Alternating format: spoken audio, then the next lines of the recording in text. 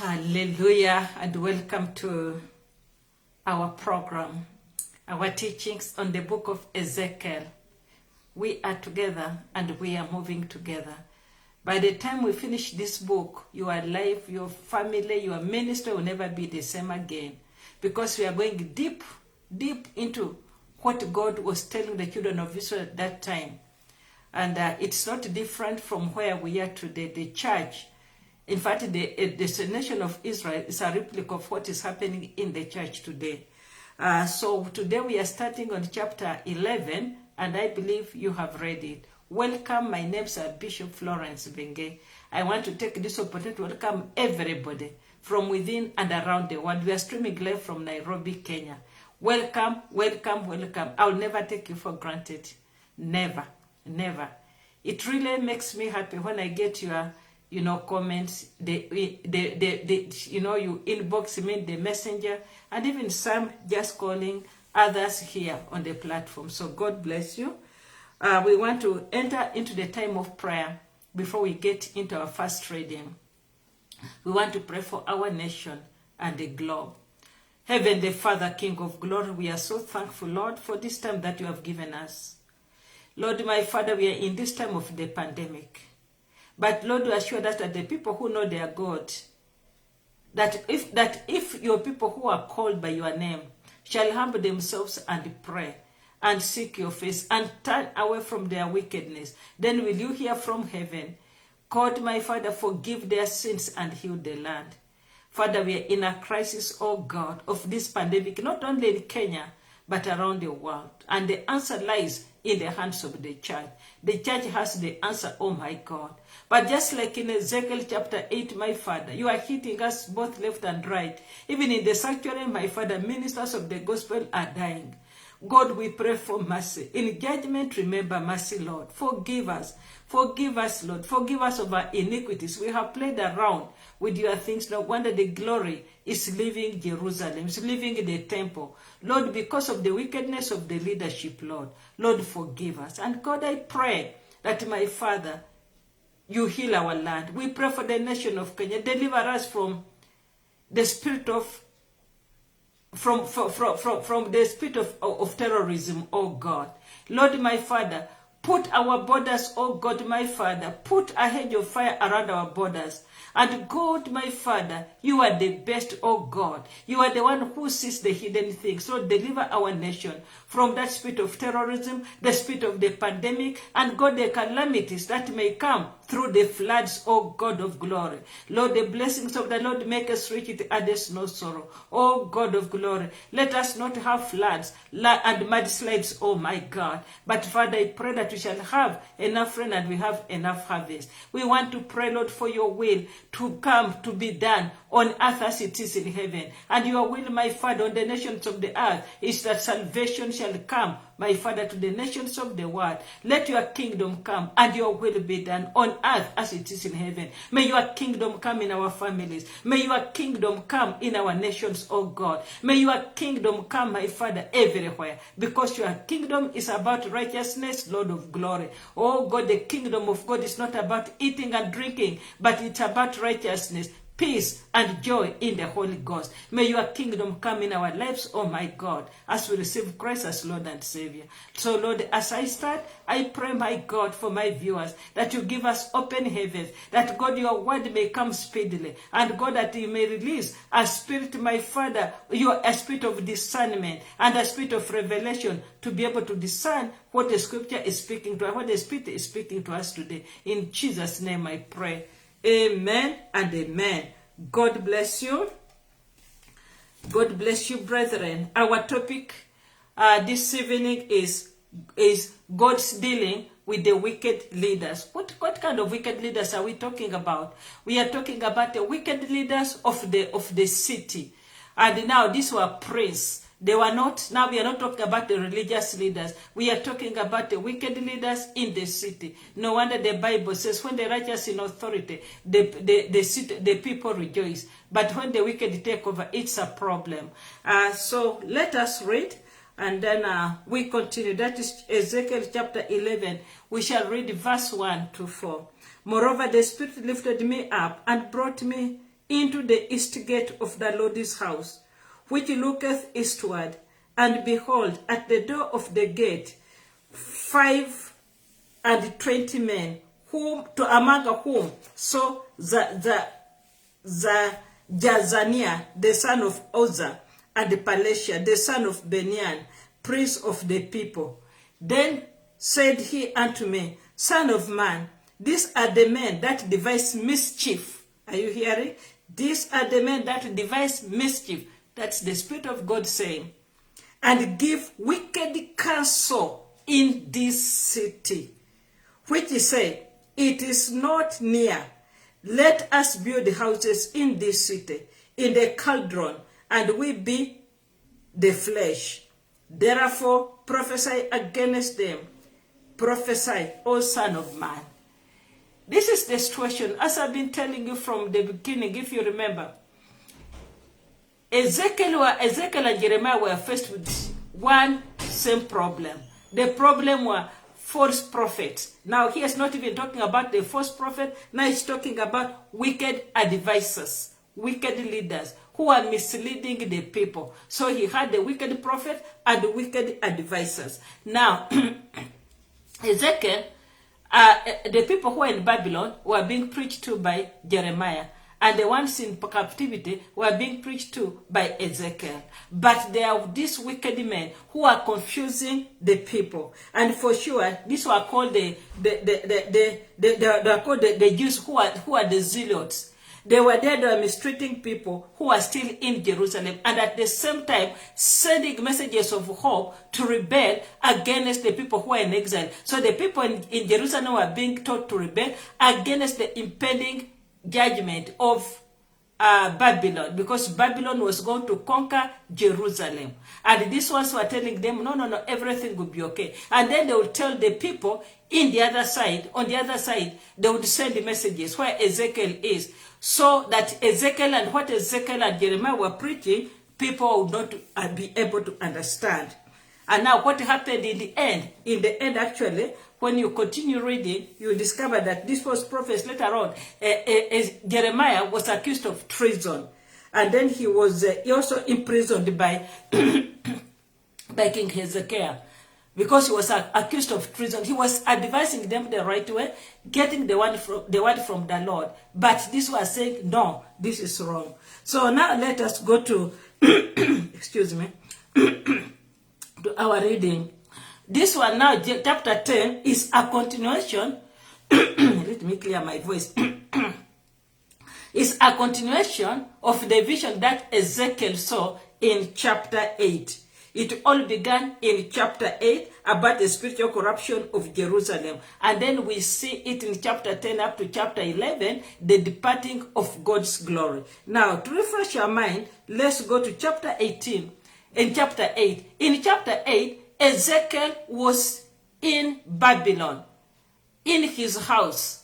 And then these guys, they go to seek him, the elders. They went to seek a word from his mouth, a word from the Lord. So from the mouth of the prophets. Remember, they have always been cheated, but I think they reached somewhere where they felt, no, we want to hear from God. Because they knew that Ezekiel was a true prophet. So the Bible says, verse 1 to 3 is the book of chapter 8.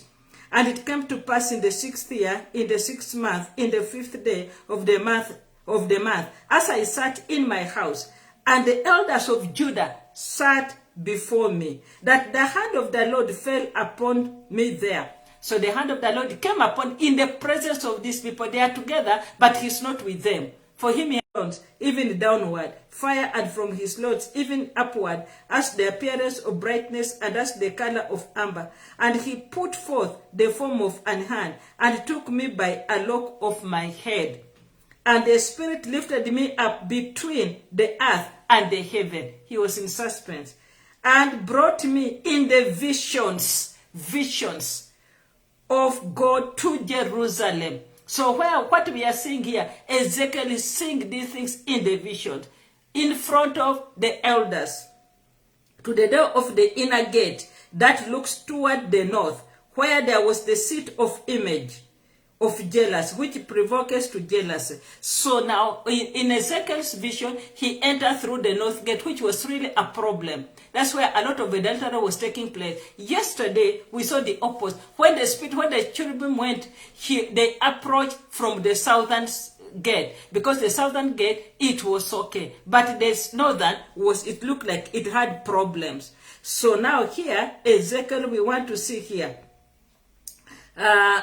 We want to see now, we go back to chapter 11. Gate, also it had a problem in chapter 8. So he's brought in the east gate. Now, in verse 1 to 3, it relates to both the people in Jerusalem. That is chapter 1, verse 1 to 3a. It's talking about the captives in Jerusalem. These ones in Jerusalem are under prophet Jeremiah. That is from chapter 1, verse 1 to 3a.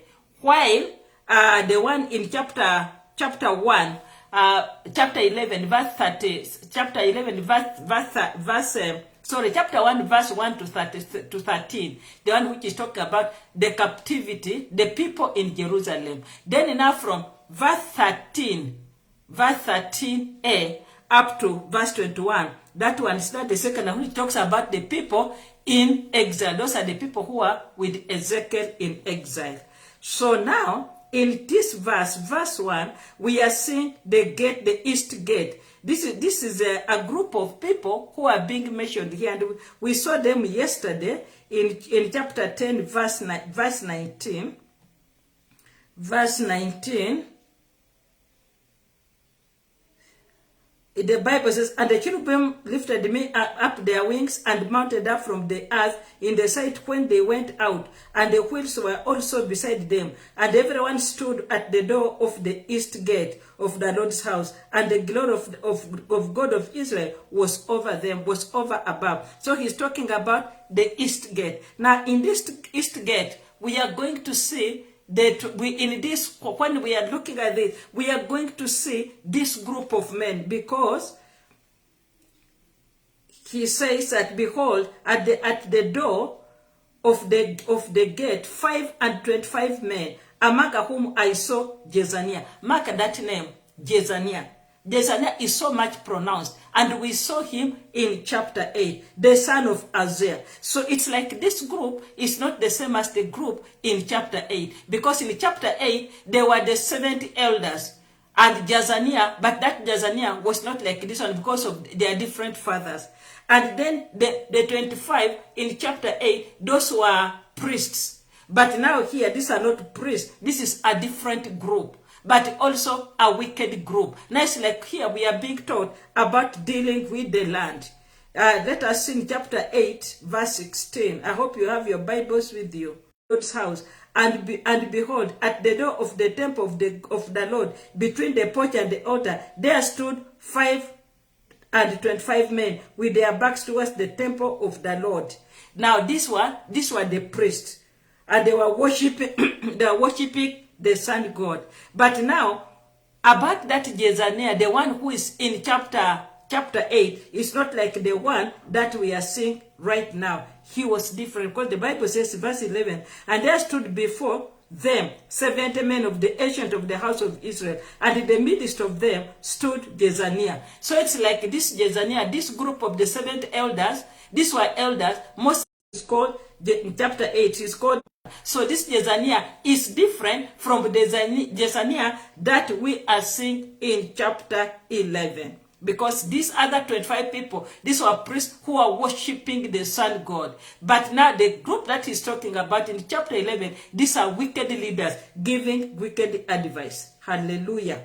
So we go back to chapter 11. Here we could be this. It could be so. This group here of chapter 11. They could be the priests of the people. This is a new group composed of leaders of the people. Because he says, and behold, at the door of the gate there were 5 and 20 men, and among them I saw Jezaniah the son of Azar, and Palesha the son of Benaiah, princes of the people. These were leaders now, leaders of the city. Hallelujah.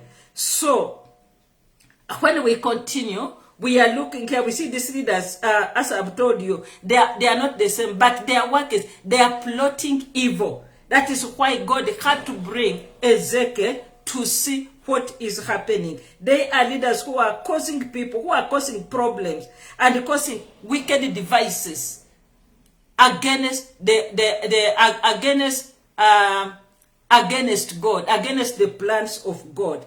Now they are saying here, then said he unto me, Son of man, this is the Spirit of God. Remember, Ezekiel is still in the vision. He has been taken back to Jerusalem. Though he's in Babylon, in his house, with the elders sitting before him, but he is in Babylon. Then said he unto me, verse 2, Son of man, these are the men that devise mischief, and give wicked counsel in this city. Mischief and give wicked counsel in this city. The Bible says, when the righteous in authority, the city rejoices. That is Proverbs 22:2. But when the wicked take over, it's a problem. So these people, what was their problem? As I told you before, they are counterattacking the right word of God, the advice of God. They are saying here, what are their mischief? They devise mischief and give wicked counsel in this city. They say, verse 3, which say, it is not near. Let us build houses. It is not near. So here they would not follow God's advice to surrender to the Babylonians. They were saying, no. It is, and in fact, because Jeremiah was telling them, you must surrender. Because when you surrender, you will be peaceful, and then you are going to go there in that land and build. And for them, they were saying, no, do not surrender. So they ignore God's judgment, impending judgment against the city. And we can see it in the book of Jeremiah 29. Jeremiah chapter 29 from verse 4. Let us see what Jeremiah was telling them. 29 from verse 4. The word of God says, thus says the Lord, this is Jeremiah 29 verse 4, from verse 4 to 10. Thus says the Lord, hear what Jeremiah was telling them. Thus says the Lord of hosts, the God of Israel, and all that are carried away captives. Remember, these people are not only the people in Jerusalem. They were not only telling the ones in Jerusalem, but they were also sending messages to the captives who are in Babylon under Ezekiel. So thus says the Lord, of course, the God of Israel, and all that are carried away captives, whom I have caused to be carried away from Jerusalem unto Babylon. Build ye houses, and dwell in them, and plant gardens, and eat the fruit of them. This is what Jeremiah was telling them. When they are carried captive, and even the ones who are there, they should do exactly. They should build houses, dwell in them, plant gardens, and eat the fruit of them. Take ye wives, in other words, settle in that country, in that nation. Take ye wives, and beget sons and daughters, and take wife for your sons, and give your daughters to husband, that they may bear sons and daughters, that he may be increased there, and not diminish. And seek the peace of that city. This is in Babylon. Those who are in Babylon, and when these ones go in Babylon, because definitely they are going to go under captivity. And seek the peace of the city, whether I have caused you to be carried away captive, and pray unto the Lord for it. For in the peace thereof shall ye have peace.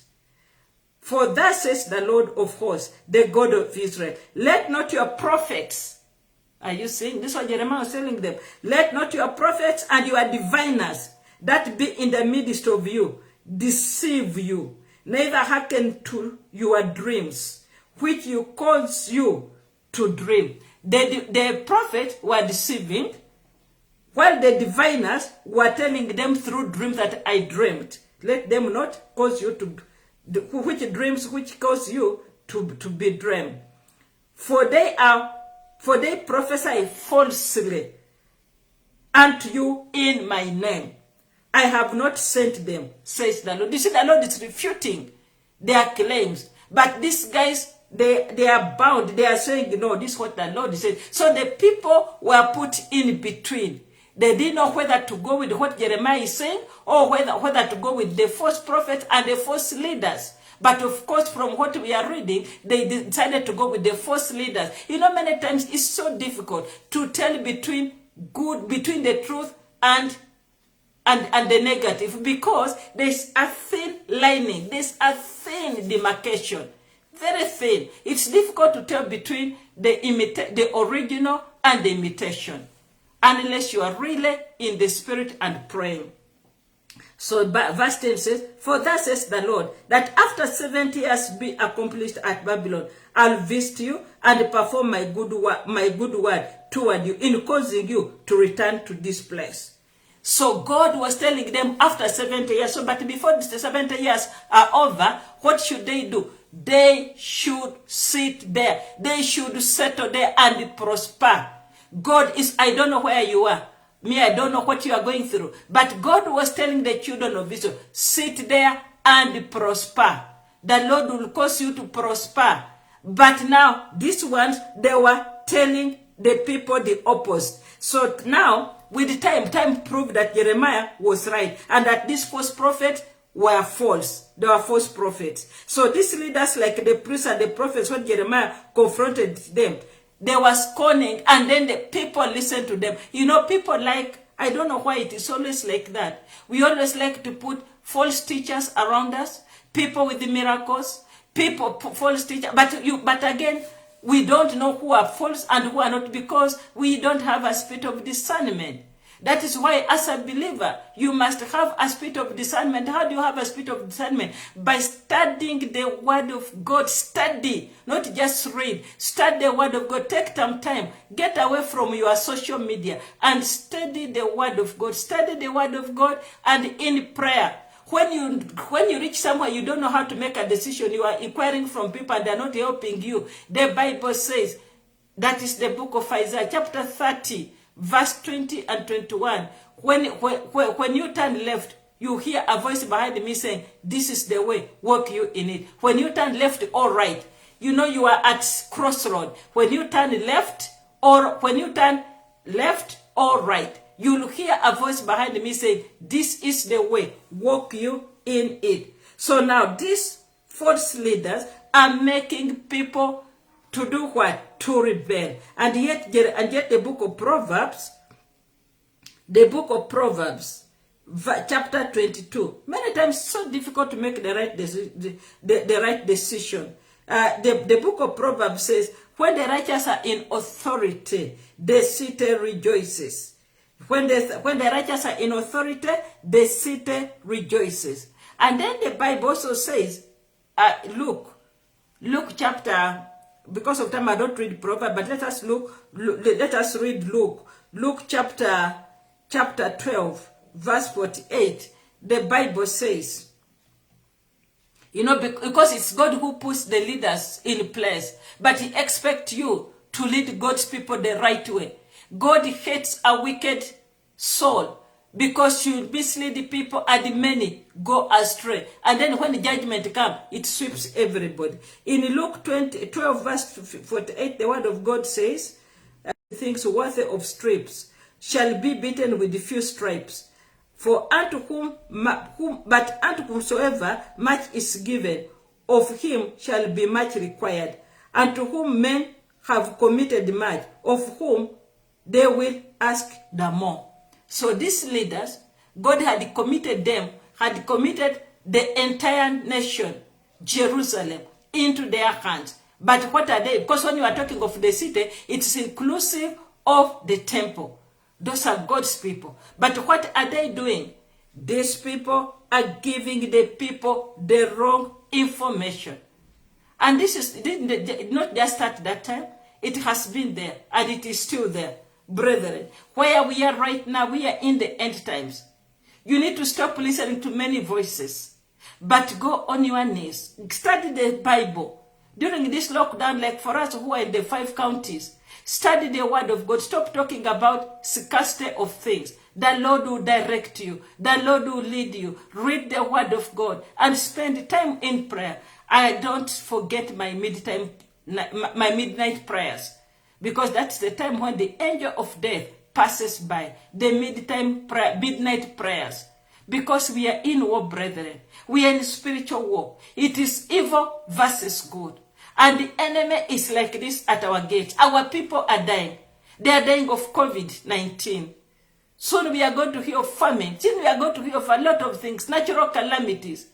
But the people that know their God shall be strong and do excellent. What did the Lord promise us? In Revelation chapter 3 verse 10, the Bible says, because thou hast kept the word of my patience, I also will keep you from the hour of trial that shall come upon the whole world to try them that dwell upon the face of the earth. The people, the Israelites, they needed to run to God. They needed to look to God. But now, instead of looking at God, they were surrounded with the false leaders and then the false prophets. So people were there. They were being told, go, but what were these people doing? These people knew that they are going to be protected. In fact, when we go back to Ezekiel chapter 11 now, verse 3.